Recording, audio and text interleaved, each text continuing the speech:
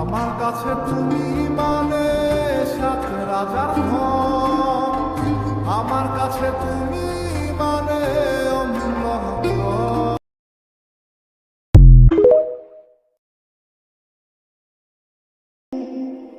আমার স্বাদ আছে সাধ্য নাই, দামি জিনিস ঠিকই দেখি, দেখেও না দেখার ভান করি। আমি হাসি ভেবে, কাঁদিও ভেবে, কেন জানেন? আমি একজন মধ্যবিত্ত।